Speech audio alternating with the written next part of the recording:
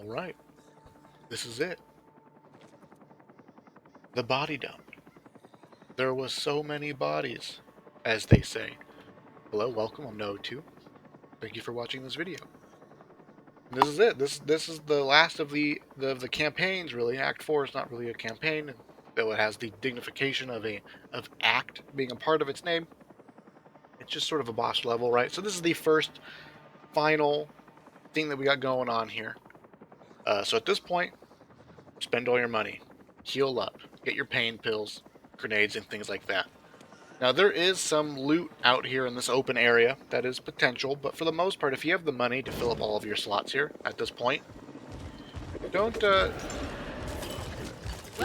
worry about buying things or looting things, really.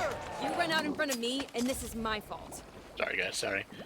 Yeah, if you can fill up all of your slots, I would just recommend don't worry about looting this area. If you're tight for money, though, you can loot some of this area. There is copper and money spawns and things like that out here.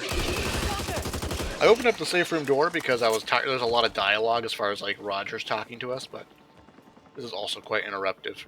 So spend all your money, get all your stuff together, etc., etc. If you can afford it, skip looting this area. Just pick the right side. Clear your path to the ledge and then chill there, right? T5 grenade. Do we take them or leave them? Just to put in perspective what the T5 grenade is, T5 is a super mega Molotov, right? It has the burn damage over time. It lasts 15 seconds. And it gives the vulnerability, right? So like a vanilla M4 does 10 damage per bullet. 800% vulnerability would be 80 damage per bullet instead. So plus the burn over time. I haven't run Knowledge with Power. I don't know if that burn damage is also affected by the vulnerability debuff, but either way, the T5 grenades are basically Molotovs. They're super duper mega Molotovs, right? It's up to you if you want to take them or leave them. Probably having like grenades and pipe bombs will be more versatile.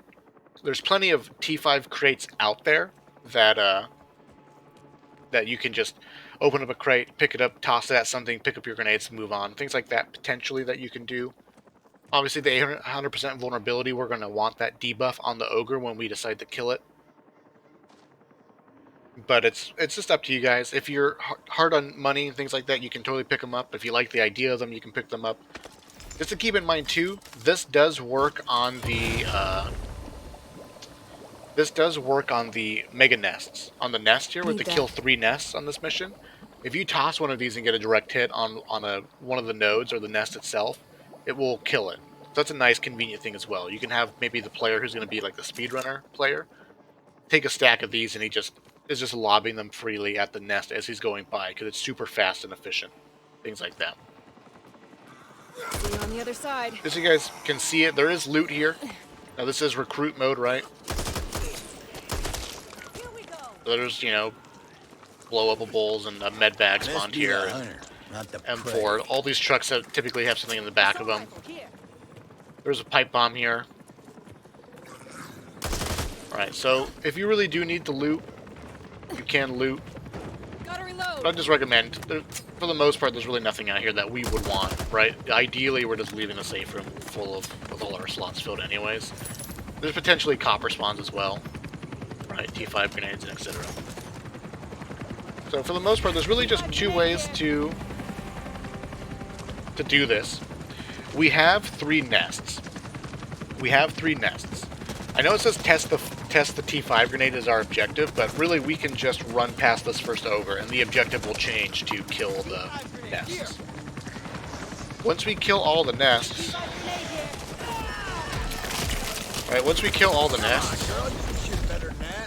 oh, look at the bots have the T5 grenades. How interesting. Once we kill all the nests, the game will then go kill an ogre. And once you kill that ogre, the mission is completed. Now, if we were to kill this ogre that spawns on the bridge, and then we go out and kill the nest, a second ogre will be spawned. A second ogre will show up. Oh, I missed. How embarrassing.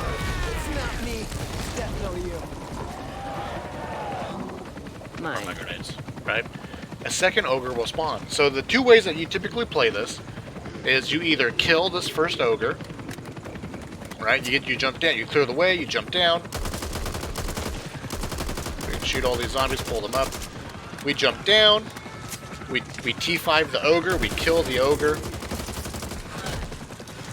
Right? And then we move on to the nests.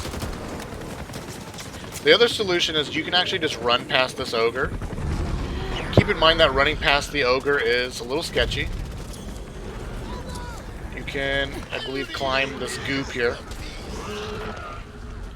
And if you're going to run past the ogre, you need all 4 players to be on board with it.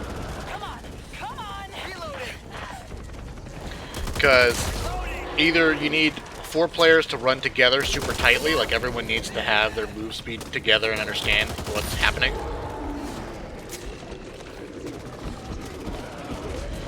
Because whoever's last typically gets screwed. So I would say it is fairly fine. Like, it makes total sense if you want to stake behind, kill that ogre, T5 grenade it, and stuff like that. And that's about it. Keep in mind that a lot of these rocks you can't climb on top of.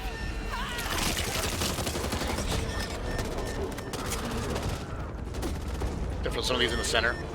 But like those edge rocks, they're not passable terrain. This mission is going to be all about good stamina management. So one thing to note, if you sprint and you jump, when you sprint jump you burn extra stamina. That is not an efficient way to manage your stamina. It burns more stamina than necessary. Like, the stamina burned for distance traveled is not a good ratio.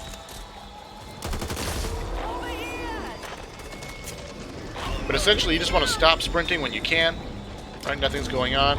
We have the luxury of sprinting. Keep in mind that if you're sprinting and you mantle, it counts as a jump. If you're sprinting and you mantle something, it will count as a jump for you. So just avoid jumping. Try to run over things as much as you can. And if it's a situation like this where there's all kinds of stuff on top of us, we want to kite the mutations away from where we want to go, right? We want to go to that far corner now. For the moment. So we can just kite all the way to the corner here. Guess that's mine. Some AR ammo, whatever.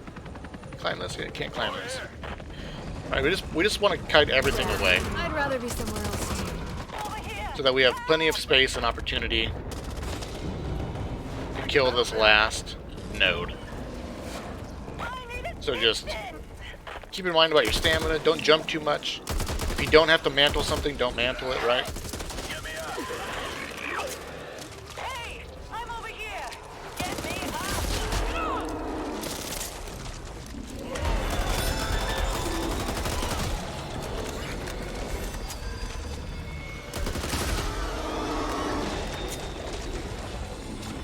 So to buy time. Keep in mind that these mega nests don't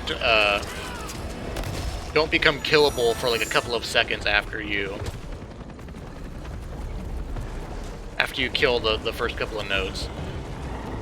Okay, let's find some T5 grenades here.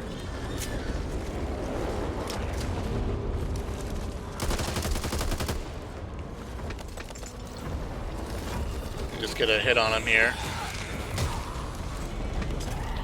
Now he's vulnerable, and with the grenades, like, if you watch the video for Act-2, the playthrough for Act-2, grenade damage builds to kill bosses like that, there's actually not a whole lot of difference between slaughtering the boss with a grenade on Recruit versus Nightmare. It's still 3-4 grenades. Either way. Right, and that's it for T5. There's really just not a whole lot going on as far as just you need good movement, you kill the nests. I recommend that you potentially split your team up. You have 1 or 2 players go left, 1 or 2 players go right. Try to hopefully pull the spawns away from each other. Maybe all the things will spawn next to one group of players, and the other 2 players will be free to do their thing. You can kill that first bridge ogre, or you can run past him. You can have 2 players who are really fast run past him, 2 players who are confident to run past him. The other 2 players stay behind and sort of dance around and kite and wait for an opportunity to go. Same thing. Those players would they're either going to pull spawns or they'll be completely alone. And then once they're completely alone, they'll have the opportunity to push forward. So just good movement, and then grenade dump the ogre. Someone on your team should hopefully have some sort of grenade build. If not, time your T5 grenades with shooting it. There's T5 grenades everywhere, so just grenade things, run, shoot, jump, etc. Don't jump while sprinting. And yeah, that's T5. There's really not a whole lot going on. I think it's actually the easiest of all of the finales. T5 is by far the easiest, I think. Or not T5. The body dump is by far the easiest of all the finales. So just practice it, love it, get used to it. I know it can be really painful to lose on this mission, but I think the last act, or last half of Act 3 is actually really, really doable. Friend in Need is relatively simple. Making the Grade, I think, is a really easy map, especially when you use the toolkit room to hold out the Gymnasium Horde. You do it twice, and then you just run the school tops.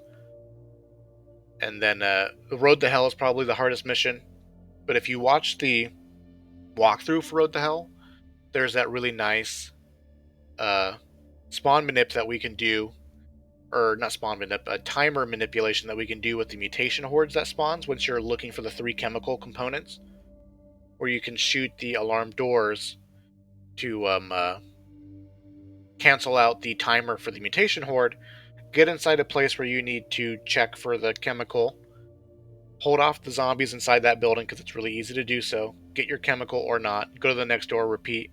And once you have all 3 chemicals, you just open up the door, the gate to the helicopter, and you're on your way. Pretty simple stuff here. So yeah, if you don't have money for the grenades, use the T5. If you like the T5 grenades, use them. Who cares? It all sort of works. Grenades, pipe bombs, T5 grenades, they're all really good in this particular mission. If you have any questions or concerns or problems, if you have problems with this particular mission, let me know in the comments where you seem to be struggling, what you feel like is going wrong for you.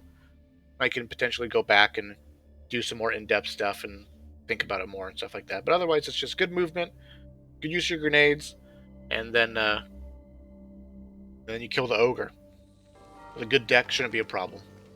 Thank you guys for watching. I appreciate it, and I'll see you in the future. As much as